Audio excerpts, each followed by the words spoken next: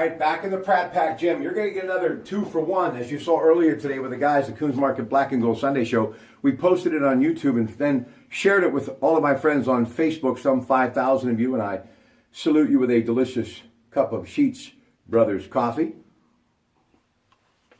We're going to get to some big news for the Penguins, Sidney Crosby, in a moment, but I got to start with March Madness. CBS, TNT, along with Turner Broadcasting's True TV, all day today, TBS, great basketball. Number 7, Michigan over Louisville, 73-69. Kentucky survived a scare from Wichita State, 65-62.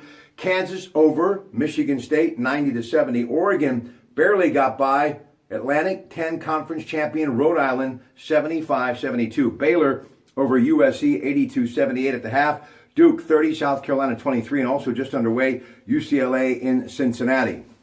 Story just trending. Dwight Clark, longtime receiver with San Francisco during the glory days of Joe Montana, and the DeBartolo family announcing at the age of 60 today he is suffering from ALS, Lou Gehrig's disease. NBA action just underway and with a slight lead, 37-34, Cleveland taking on the LA Lakers. What else? Sidney Crosby, natural hat trick, 10:45, Pens over Florida 4-0, but also the return of Jaromir Jagr. Got a standing ovation at the PPG Paints Arena. And today he became the 4th player to skate in 1,700 games, and 806 of those were the Penguins, in which he helped them, along with the great Mario Lemieux and many others, to back-to-back Stanley Cup championships. So nice to see Jaromir Jagr back in town today. Pirates battled back to an 11-11 tie with Toronto today.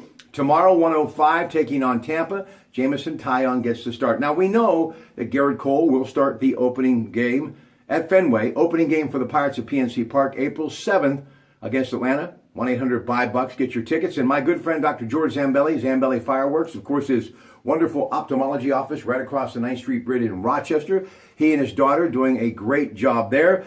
But fireworks, their claim to fame, as it is at PNC Park, just a couple of dates to mark and get ready for the first few of the season. They will have them on April 21st and May the 5th. Zambelli Fireworks at PNC Park. Now, we know that you have Garrett Cole in there, Jamison Taillon, Chad Kuhl, Ivan Nova, but who's going to be the 5th starter? Is it going to be Stephen Brault? Is it going to be Tyler Glasnow, coming off that great performance yesterday against Philadelphia? 5 strikeouts in 4 innings. Drew Hutchinson, Trevor Williams. One thing's for sure, they're going to have to make the decision before they head north. So these exhibition games, like the one tomorrow in Tampa, Jamison Taillon, as I said, getting the start, and the rest of the way are going to be crucial for a lot of these pitchers for the Pittsburgh Pirates. You're going to want to be listening to the home of the Bucks, 93.7 The Fan. And Chris Mack, of course, does a great job. They've got Pirate Talk on Saturdays, and of course, post-game stuff, everything you need. Flagship 93.7 The Fan. Now, how about the World Baseball Classic? Here is what's happening as far as the semifinals. Tomorrow night, it's Venezuela and the Netherlands. And then on Tuesday night, Team USA, of course, Andrew McCutchen, our Pittsburgh Pirate, had a big double in the 8th inning to help them beat Puerto Rico the other day. Well, they take on undefeated Japan on Tuesday.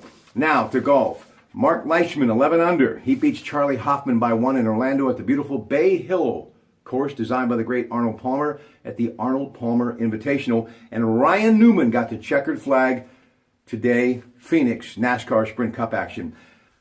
All right, before I go, I want to salute Jimmy Breslin, longtime columnist in New York, dying today at the age of 88. A Pulitzer Prize-winning, wonderful columnist who covered many stories, including the JFK assassination. The Son of Sam, David Berkowitz, was another one of his big stories that just continue to jump out of the pages of. He worked for so many of those great papers like the New York Daily News, Newsday, the New York Herald. And when you think about him, he was a cigar-chomping New Yorker, and he had that great accent that I loved, and he truly was the streets of New York, and many called him the voice of the people. A lot of people believe that he was such a New Yorker, that's why they always felt confident to give him that story. And I used to wait when he would be on the Dick Cavett Show, when it was on ABC, Merv Griffin on CBS, or, of course, The Tonight Show with Johnny Carson and NBC, because he just talked about New York and the city, and you could almost hear the cab drivers' horns and traffic jams and hustling and bustling of people, and you could see the Empire State Building, the Statue of Liberty. He just brought it all to life. And I never had the chance to meet him, Never had the chance to interview him on the radio or in television, but I just know this. I felt connected to him because of that written word, and more importantly, how he painted that picture by telling those stories time after time after time with those great talk show hosts on late night TV. So to Jimmy Breslin and his family, God bless. Mr. Breslin, just know this. It wasn't just New York that you touched the hearts of. It was really the masses who every time we heard read all about it or extra, extra, one of the things that they looked for when they were in New York, it was the byline of Jimmy Breslin, dying today at the age of 88. And you can't help but think with him a lot of the history of that great industry, the newspaper business. Good night from the Pratt Pack Gym.